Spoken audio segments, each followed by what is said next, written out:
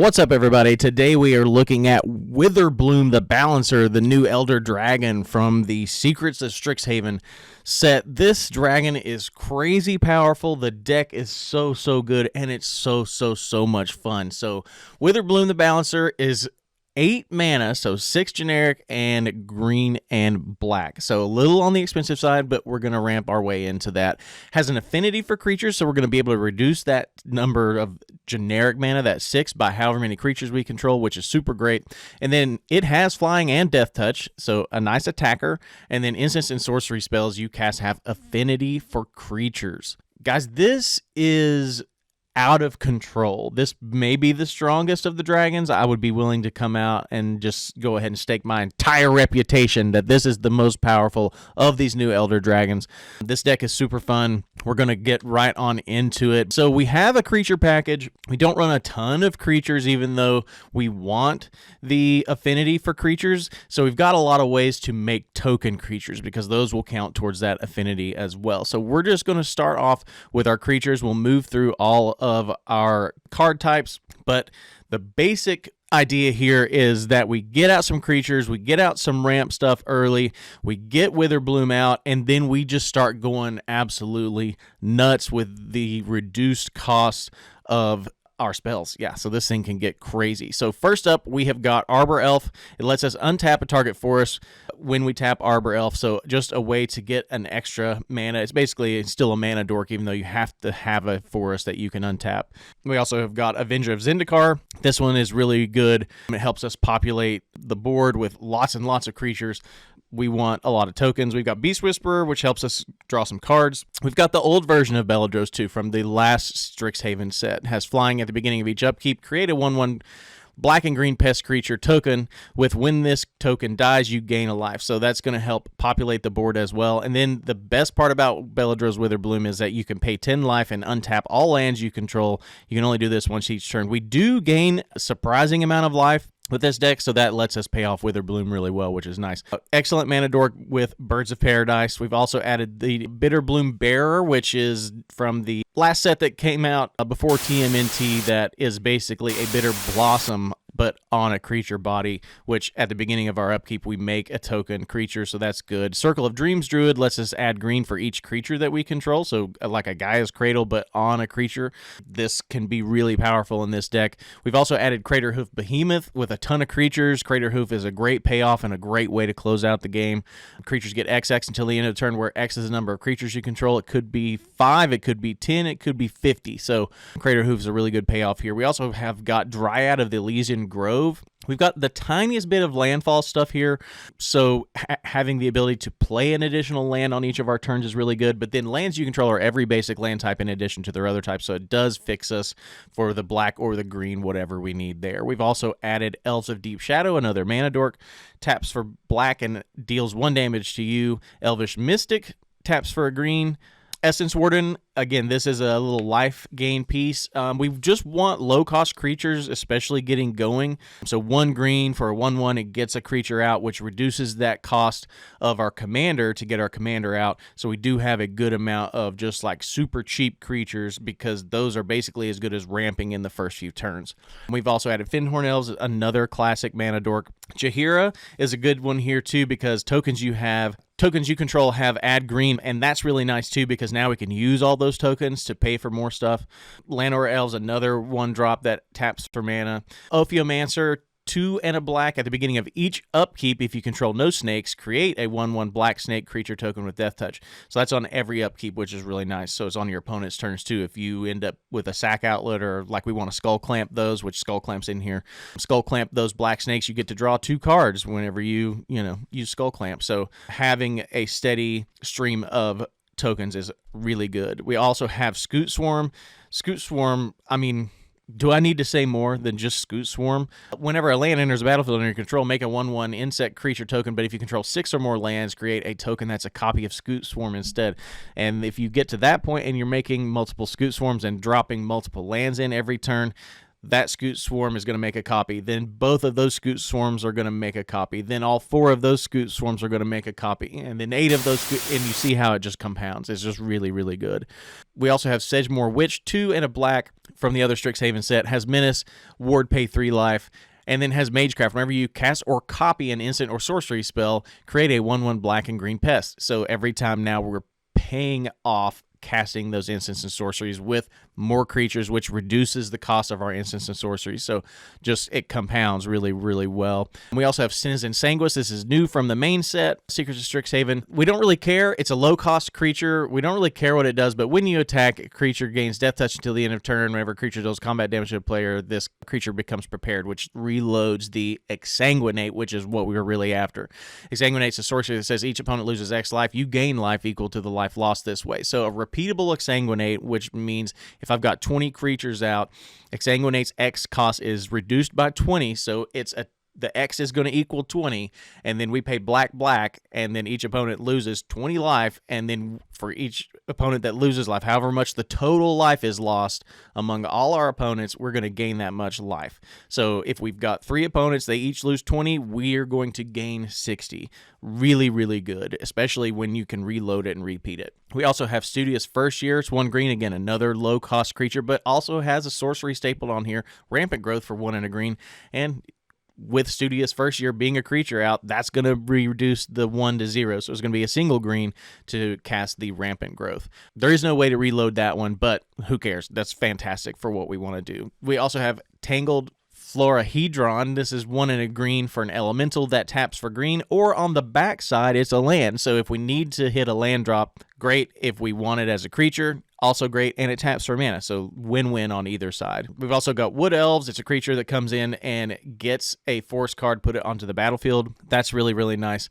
Doesn't come in tapped, notably. Wood Elves is another good ramp piece here, and again, adds a low-costed creature body to the battlefield. And then lastly, we have another new card, Yavimaya Bloomsage, 2 and a green. Again, we kind of don't care what the creature does. We're really after that sorcery that's stapled on there is Channel. Channel will let us abuse that life gain by turning that life into mana and just absolutely going crazy with some of these haymakers that we have. So that's going to be our creature package. All of those creatures are here. Almost all of those creatures anyway. Crater Hoofs to close out. But almost all of these creatures are just here to serve us to either make tokens, make mana, which we can then turn around and just absolutely pump into our instants and sorceries and just go bonkers.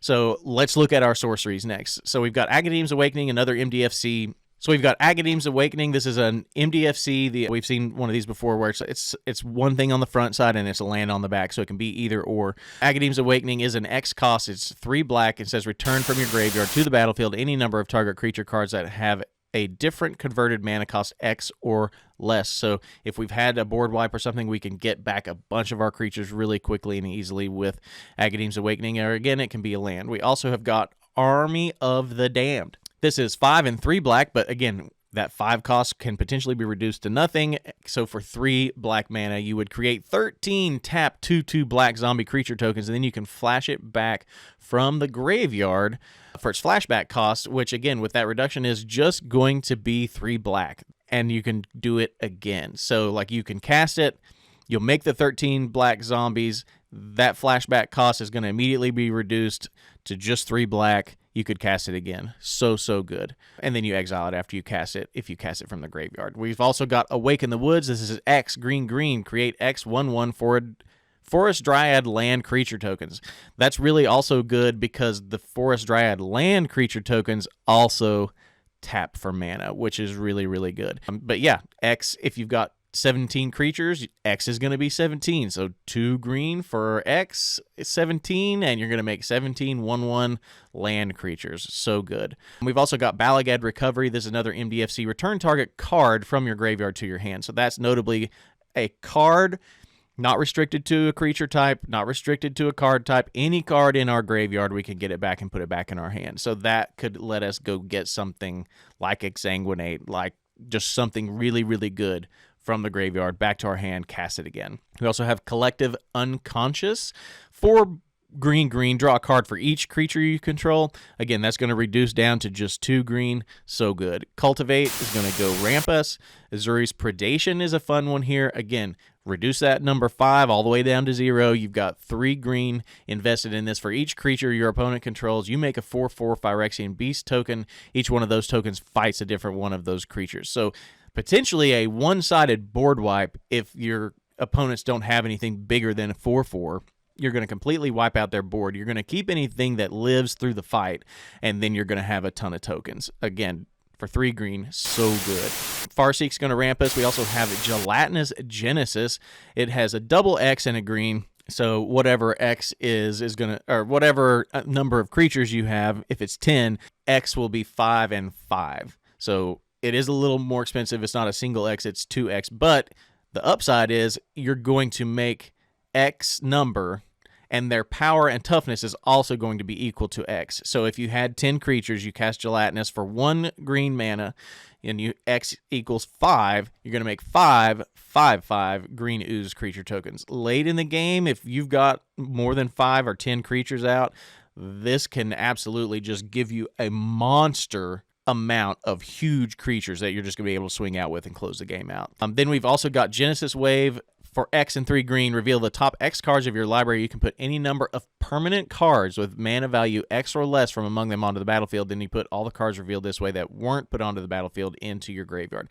So this is still going to potentially close out games if you've got things like Scoot Swarm out or Avenger of Zendikar, because you're going to get any creatures, any lands, any artifacts, any enchantments. All of those are going to come out and go onto the battlefield. The only thing that's going to go to your graveyard is instants and sorceries, which that's unfortunate because we want the instants and sorceries, but still, this is exceptionally powerful. We've also got Kadama's Reach, another ramp piece. Last March of the Ints is a fun one here too. It can't be countered. It's going to reduce down to just 2 green. You're going to draw cards equal to the greatest toughness among creatures you control. So you're going to, with your commander, draw at least 5. And then you can put any number of creature cards from your hand onto the battlefield. So you're going to draw a bunch of cards and then be able to put out all of these creatures for free. That's also just super, super good. We are ramping again with Nature's Lore. To help close out, we've got Overwhelming Stampede until the end of turn. Creatures you control gain trample and +X, where X is the greatest power among creatures you control. So again, if it's our commander, it's 5. Everything we have is going to get +5, and trample until the end of turn. And again, with all the ways that we have to make these 1/1s, these 2/2, these X creatures, we're going to have a big board. It's going to be plenty big. Even a buff of +5 and trample would probably be enough to close out the game at least on turn 7. We've also got Pest Infestation. It's XX and a green. Destroy up to X artifacts and or enchantments. Create twice X 1/1 black and green pest creature tokens that say when this token dies, you gain a life. So again, it's a double X. So if X is, if you've got 10 creatures, that makes X 5 and the other X 5. So you're going to be able to destroy 5 target artifacts or enchantments, but then you're going to make 10 of those pest creature tokens. So that one's really good too. Plague Wind is a fun one. You don't see this one very often because it's typically not a great board wipe. 7 black for a sorcery that says destroy all creatures you don't control. That's really expensive even for a one-sided board wipe. We've got other Kindred Dominance, things like that come to mind. Cyclonic Rift comes to mind. But in this deck, Plague Wind works perfectly because for 2 black, we're going to destroy all creatures that we don't control and they can't be regenerated. So that's going to absolutely just wipe everything out, cleaning our opponents out, and leaving the board wide open for us to swing out a ton towards our enemies. 3 Visits is also going to ramp us, and then another spell that's going to close out the game and win for us maybe as early as like turn 5 or 6 is Torment of Hailfire. X black, repeat the following X times. Each opponent loses 3 life unless that player sacrifices a non-land permanent or discards a card. So very early on, X could be 15 on this. That means you either have to discard your hand or sacrifice 15 total things, or they lose 3 life. So you're either going to absolutely set your opponents back to the friggin' Stone Age, or you're going to be able to just kill them. Torment of Hailfire is nasty, and with the reduction on X that we can come up with, this is nuts, and it's so mean. Next, we're going to look at our instants. Instants play a big part in this deck as well. So first off, we have got Assassin's Trophy. Assassin's Trophy is just a fantastic removal spell, as is Beast Within, especially with the reduction for 1 green, destroy target permanent is really good. Crash the Party is another fun one. It will get reduced to a single green. Create a tapped 4/4 green Rhino warrior creature token for each tapped creature you control. So again, if we're able to tap some of those Forest Dryad creatures for mana, or we've got something that lets us tap our creatures down, or we've swung out with a bunch of things, we can crash the party at instant speed and create a tapped 4/4 green Rhino warrior creature token for each other tapped creature you control. So super, super fun and super good here. We've also got another MDFC. This is Fell the Profane. Again, at instant speed, we can cast it for 2 black, destroy target creature or planeswalker, or it can be a land for us. We want to protect our board, so we do have Heroic Intervention. We've also added Kozilek's Command. It's X and 2 colorless, so it has to be from something that can provide that mana symbol. It can't just be, it can't be the reduction from our commander that is specific to colorless mana. So it has to be from a colorless mana source for those other 2. But then X is still however many creatures you control and whatever you want to pay into it. But then you get to choose 2. Target player creates X, 0/1 colorless Eldrazi spawns with sacrifice his creature and add colorless mana. Target player scries X, then draws a card. Exile target creature with mana value X or less, or exile up to X target cards from a graveyard. So we're really after that, the Eldrazi spawn, and then the second choice we make is just like whatever is going to give us the most value in the moment for that. But mostly this is just a big make a bunch of tokens spell. We've also got another MDFC, Malakar Rebirth. Choose a target creature.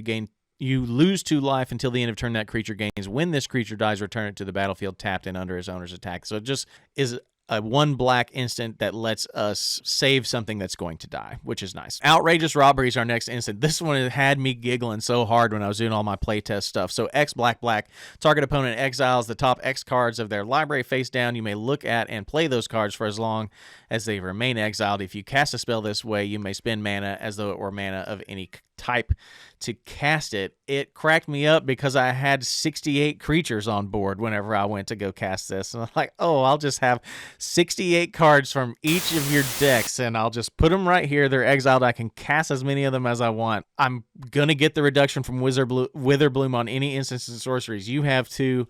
Like, it just made me laugh. Like, that's ridiculous. So, by turn 6, if you have 68 creatures out, you may very well be, like, taking their entire library. That could win the game, too. Like, I'm just saying. It could be funny. And we also added Return of the Wild Speaker, 4 and a green. Draw cards equal to the number of greatest... draw cards equal to the greatest power among non-creatures you control... Non-human...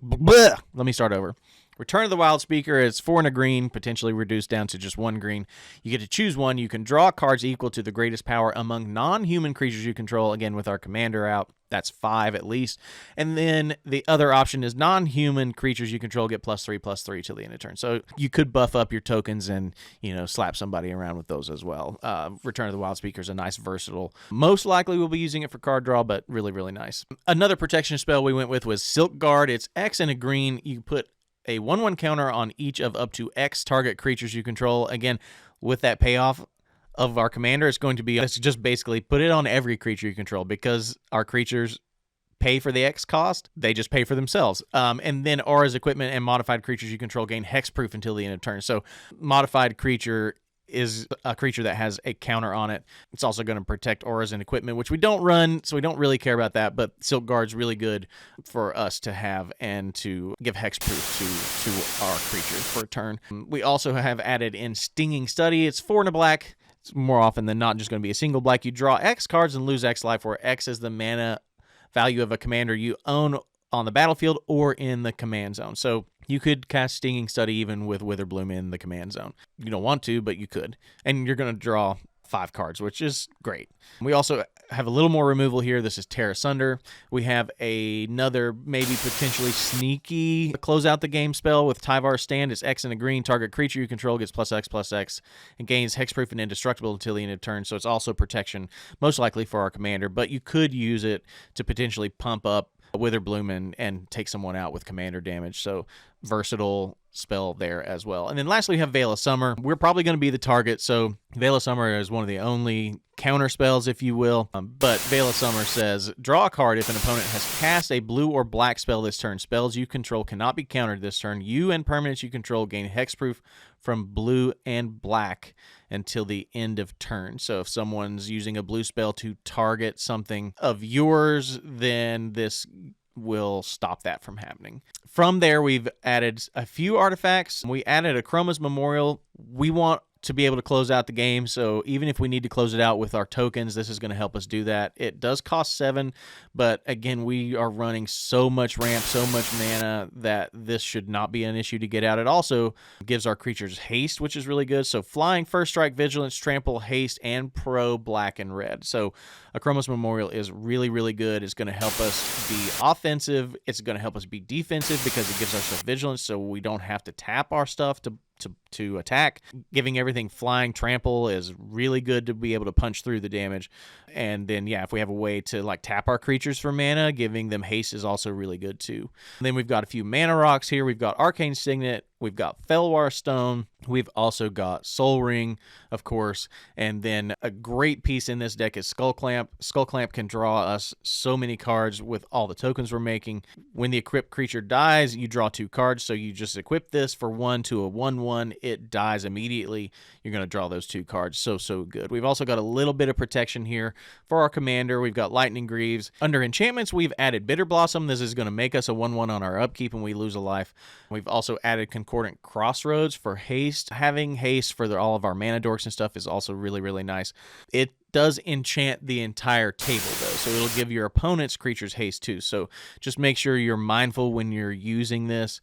You probably don't want to play this early game. You really want to play it in the later game when you're making stuff that can tap for mana, or when you want to make a bunch of tokens and then swing out. So giving them haste, you can make all those tokens, flood the board, and then play Concordant Crossroads, giving everything haste. Then you can swing out on the same turn. You're making all those big tokens, and that way you're sort of sneaking in a big attack there right at the end. We also added in Cryptolith Rite, which is creatures you control have tap, add 1 mana of any color. We're going to have so many tokens. Being able to use them for mana is also really good. And then we also have Tribute to the World Tree. Whenever a creature enters the battlefield under your control, draw a card if it's power 3 or greater. So we're going to get some card draw. And then otherwise, put 2 +1/+1 counters on it. So that's going to turn all of our 1/1s into 3/3s. That's super valuable to help close out some of these games. So that is going to close out for our enchantments. And then we'll take a quick look at our lands. We didn't hold back on our land base, so we went pretty hard on it, but we tried to give no tapped lands, only conditional lands, such as Blooming Marsh here. Enters tapped unless you control 2 or fewer other lands. So ways to get these out. We've also got one of the pathways. We've got Deathcap Glade. We've got Dryad Arbor, which is also a creature. So it's going to be a creature. So it's going to count on our creature count, and it's going to tap for green. We've added Evendo Waking Haven. You can station this and make it into a Guy's Cradle, which is also super, super good here. I was trying to find anything else specific that I wanted to talk about. Overgrown Tomb. Phyrexian Tower, which gives us a sack outlet to add an extra black mana. Reliquary Tower is going to give us no maximum hand size, which is nice because we're going to be drawing a ton of cards, potentially. Turbulent Fin, one of the new lands, but it is fetchable, even though its condition is probably not going to be met. The fact that we can use a Farseek or something and go get something that taps for black or green is really good. The same thing with the Overgrown Tomb. Yeah, anything that's fetchable is really great.